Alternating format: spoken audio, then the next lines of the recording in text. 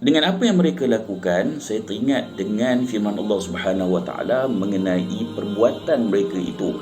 Allah Subhanahu wa taala telah berfirman dalam surah Al-Hashr, "Wa qadhafa fi qulubihim ar-ru'b yukhribuna buyutahum bi aydihim wa aydil mu'minin fa'tabiru ya ulil absar." Maka Allah menimpakan azabnya kepada mereka dari arah yang tidak terlintas dalam fikiran mereka, serta dilemparkan perasaan cemas, takut ke dalam hati mereka. Lalu mereka membinasakan bangunan-bangunan mereka dengan tangan mereka sendiri dari dalam, sambil tangan-tangan orang beriman mengepung berbuat demikian dari luar. Maka insaflah dan ambillah pelajaran dari peristiwa itu, wahai orang-orang yang berakal fikiran serta celik mata hatinya. Surah Al-Hashr ayat 2. Perlu diperingatkan bahawa banyak penyelewengan fakta mengenai Taliban sejak awal mereka memimpin pemerintahan Islam di Afghanistan, bahkan ianya sengaja diwar-warkan. Saya nak sebut Taliban ni dia dah tentu ada kekurangan. Sudah tentu ada kekurangan. Namun kekurangan tersebut sengaja diperbesarkan oleh pihak media kufar dan pendukungnya.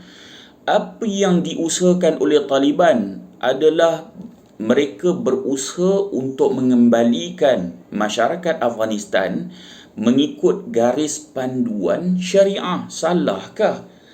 Mereka mempunyai ramai ulama di kalangan pemimpin sendiri pun, pemimpin Taliban sendiri pun ramai di kalangan ulama.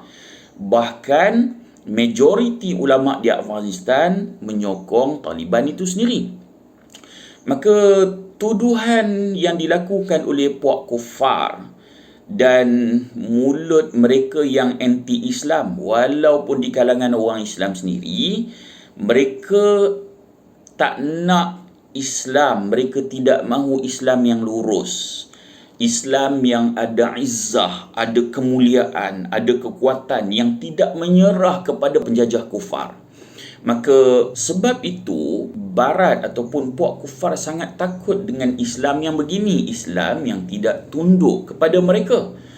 Lalu mereka mengadakan serangan secara ghazwul askari, serangan peperangan, dan ghazwul fikri, serangan pemikiran.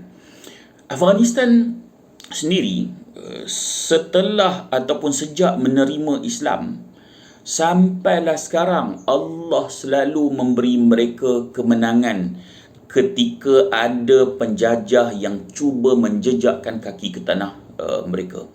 Mujahidin Afghanistan 3 kali pernah mengalahkan British yang ketika itu adalah kuasa besar dunia.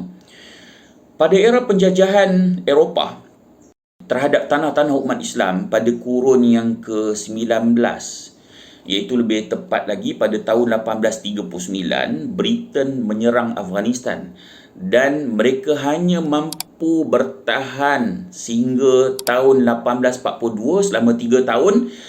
Kira-kira 4,500 tentera Britain tewas dan 12,000 tentera boneka Britain terbunuh.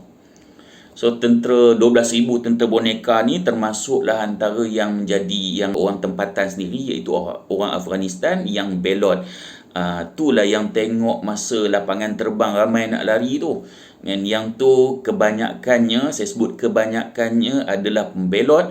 Mereka bekerja dengan tentera penjajah, memberi maklumat dan pelbagai tugasan yang telah diberikan oleh mereka. Jadi mereka lah yang paling takut apabila Taliban menang di Afghanistan. Yang kedua, pada tahun 1878, British berusaha menyerang Afghanistan. Kali ini mereka bekerjasama dengan orang Sikh di India. Akhirnya mereka hanya bertahan selama 2 tahun, iaitu hingga tahun 1880, dan England kalah sepenuhnya. Yang ketiga, 6 Mei hingga Ogos 1919, ketika pemerintahan Afghanistan menyerang India, yang pada ketika tu India menjadi boneka kepada Inggeris. Maka Mujahidin Afghanistan serang. Akhirnya British terpaksa mencari perdamaian setelah diserang oleh Mujahidin Afghanistan. Kalah. Sebenarnya sebilangan orang Afghanistan ni sendiri, mereka mempunyai semangat jihad yang sangat luar biasa. Tak hairanlah kalau tak ada kekuatan tunggal di dunia ini yang tidak dapat mereka kalahkan. Sebab tu pada tahun 79 pula, sehingga 1992, Mujahidin Afghanistan berjaya menghancurkan kesatuan Soviet Union, USSR, Soviet Union, dan akhirnya Soviet Union bubar dan jadi Rusia.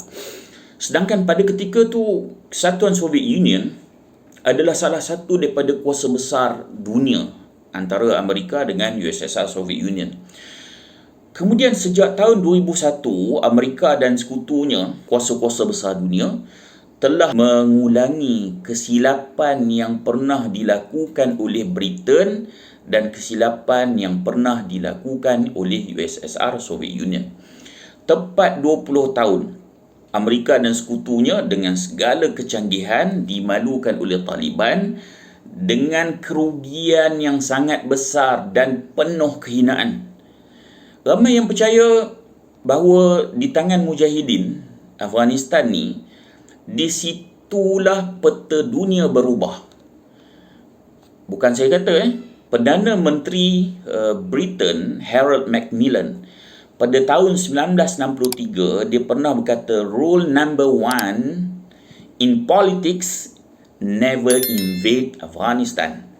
Dia kata peraturan nombor 1 dalam politik, jangan sekali-kali menyerang Afghanistan. Kalau kita tengok, walaupun Taliban telah menang di Afghanistan, kita perlu percaya bahawa kufar takkan berdiam diri. Rancangan Amerika dan sekutunya untuk mewujudkan perang saudara akan berlangsung. Bahkan semasa mereka menguasai Afghanistan pun, mereka melatih tentera-tentera Afghanistan supaya yang lebih berhadapan dengan Taliban adalah tentera Afghanistan di kalangan penduduk tempatan itu sendiri.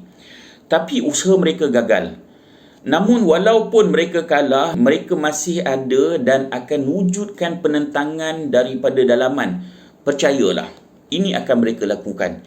Bahkan selepas kemenangan Taliban sendiri pun, kita boleh tengok golongan wanita yang buat demonstrasi menuntut hak pembebasan di atas nama hak asasi manusia. Yang inilah selalu mereka gunakan. Jadi, bahkan kalau kita lihat isu Panjshir kan, yang diketuai oleh Ahmad Mas'ud Shah, yang ni anak kepada pemimpin Mas'ud Shah dulu, Perikatan Utara. Dalam isu Panjshir ni, mereka berkomunikasi dengan Ahmad Mas'ud Shah melalui seorang wartawan Yahudi Perancis namanya Bernard Henry Levy. Dan dia ni dekat ataupun kamcing rapat dengan Presiden Perancis Macron. Bahkan bekas pemimpin Mujahidin Gulbuddin Hekmatyar, dia sendiri dia bersetuju dengan kemenangan Taliban dan dia buat satu kenyataan. Dia kata bahawa penentangan yang berlaku di Lembah Panjshir, dia kata yang berlaku di Lembah Panjshir mengumpulkan para pemimpin rejim boneka barat dan terdapat tanda adanya ejen-ejen barat yang menyertai pemberontakan di sana. Ini kata Gulbuddin Hekmatyar. Namun walaupun ada penentangan di Panjshir, Panjshir memang wilayah yang bagi saya kuat sukar untuk nak dikuasai. Bahkan bekas tentera-tentera Afghanistan yang bersembunyi dan yang lari, sebahagiannya mereka menolong Ahmad Mas'ud Shah di Panjshir. Bahkan kuasa-kuasa barat juga memberikan tumpuan, sokongan dan mungkin bantuan juga kepada puak-puak Panjshir ni. Namun Alhamdulillah, Taliban terlalu kuat untuk Pakatan Utara yang berada di Panjshir ni untuk mereka hadapi. Dan Alhamdulillah dalam tempoh beberapa hari, Taliban telah menguasai di Panjshir.